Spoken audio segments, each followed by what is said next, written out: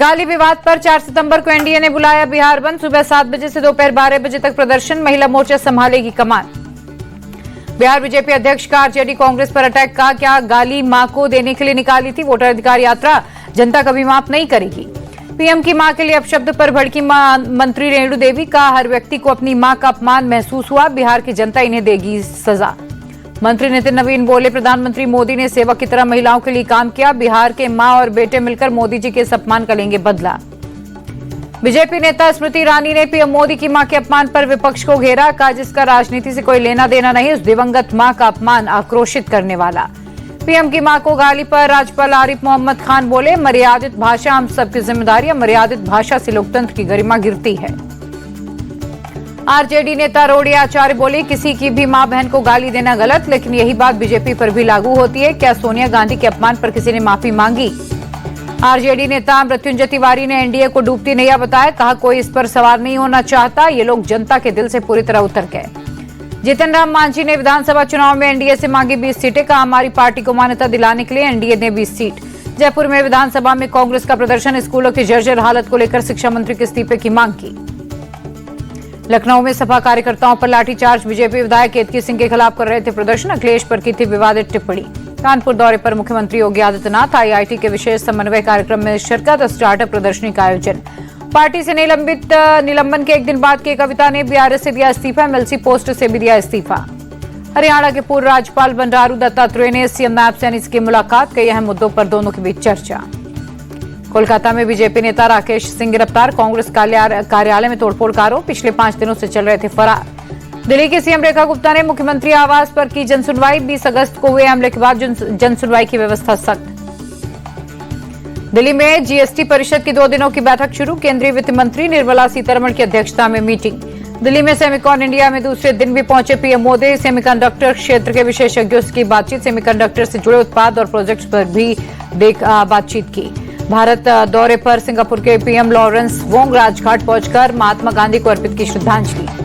भारत दौरे पर जर्मनी के विदेश मंत्री जोहान वेटफुल। दिल्ली के हैदराबाद हाउस में विदेश मंत्री डॉक्टर एस जयशंकर से मुलाकात। एससीओ की बैठक के बाद भारत पर ट्रंप के टैरिफ पर रूस का करारा जवाब। राष्ट्रपति पुतिन ने भारत को दी कच्चे तेल की खरीद पर भारी छूट। प्रति बैरल $3 से $4 की छूट बढ़ाई। अमेरिकी प्रेसिडेंट डोनाल्ड ट्रंप ने भारत से टैरिफ हटाने से इनकार किया। कहा, भारत के साथ एक तरफा कारोबारी रिश्ते हैं, वो हमसे भारी टैक्स वसूलते हैं।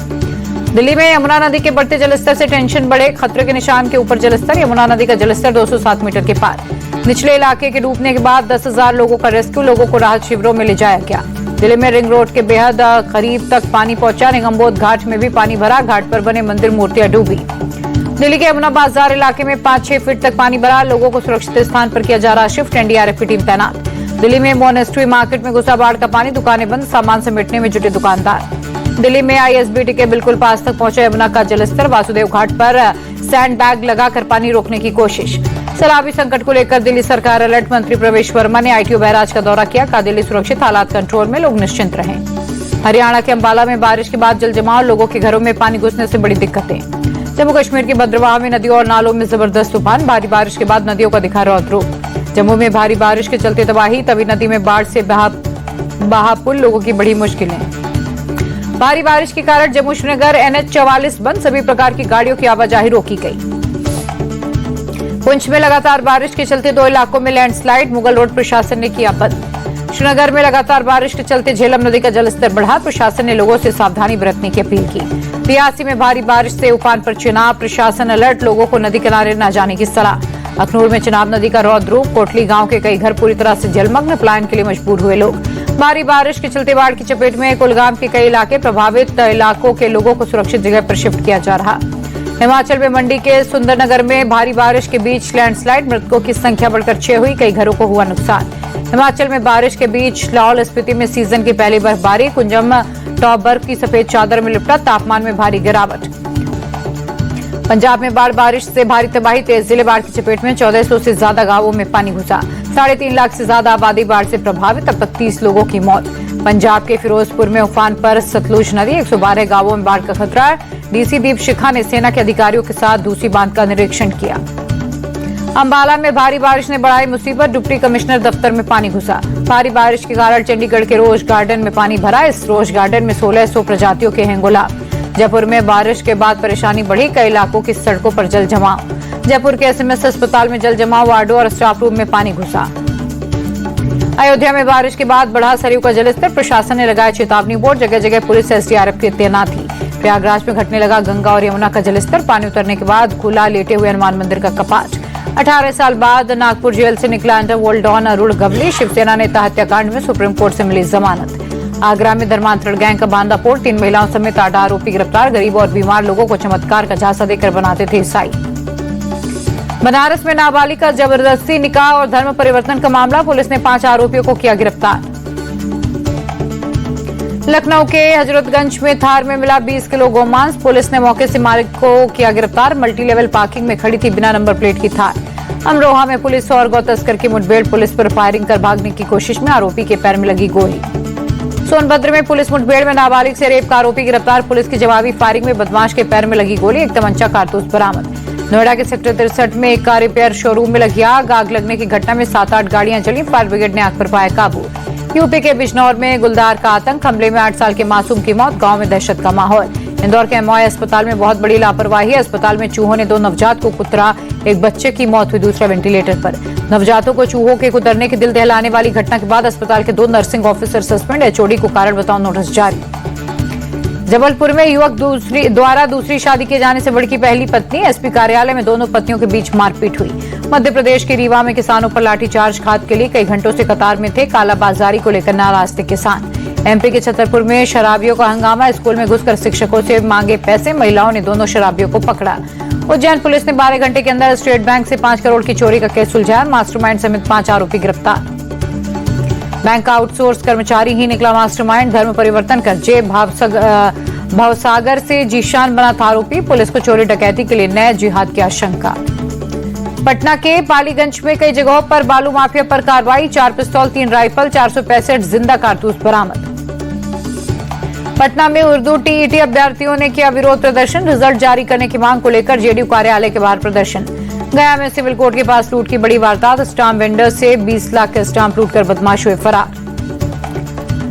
दौसा में हाईवे किनारे खड़े ट्रक में जा घुसी पुलिस वैन, हादसे में 7 पुलिसकर्मी जख्मी, अपराधी को नागौर से धौलपुर ले जा रही थी वैन। बेंगलुरु पुलिस की बड़ी कार्रवाई, चंदन की तस्करी करने वाले 3 आरोपी अरेस्ट, मौके से 25 लाख की लकड़ी जब्त। कर्नाटका के विजयपुरा में पूर्व ग्राम पंचायत अध्यक्ष की हत्या, बाइक सवार हमलावरों ने सिर और सीने में मारी गोली। जम्मू कश्मीर के कठुआ में पाकिस्तान से ड्रोन से गिराए गए नशीले पदार्थ को पुलिस ने जब्त किया, पाकिस्तान से ड्रोन के जरिए हो रही थी तस्करी। छत्तीसगढ़ के रायपुर में बेबी लोन टावर में लगी आग, फायर ब्रिगेड की टीम ने आग पर पाया काबू, टावर के 7वीं मंजिल तक पहुंच गई थी आग। बेबी लोन टावर में आग से गिरे कई लोग, रेस्क्यू टीम ने कड़ी मशक्कत के बाद सभी को निकाला सुरक्षित। हरिद्वार में गणेश विसर्जन के दौरान हादसा, पैर फिसलने से गंगा में डूबा युवक, रेस्क्यू ऑपरेशन में जुटी पुलिस। मुंबई में गणेश उत्सव की धूम, लाल बागचा राजा के दर्शन के लिए संख्या बढ़ रही है श्रद्धालुओं की लगातार। अयोध्या में भव्य दीपोत्सव की तैयारी शुरू, कुमार दिन रात दिए बनाने में जुटे, इस साल 26,11,101 दियों से जगमगाएगी रामनगरी। सेबी ने दी बोट के आईपीओ को मंजूरी, लगभग 2,000 करोड़ रुपए की इशू लाएगी कंपनी। सितंबर के आखिरी में लॉन्च होगा टाटा कैपिटल का आईपीओ, इशू के जरिए 17,200 करोड़ रुपए जुटाएगी कंपनी।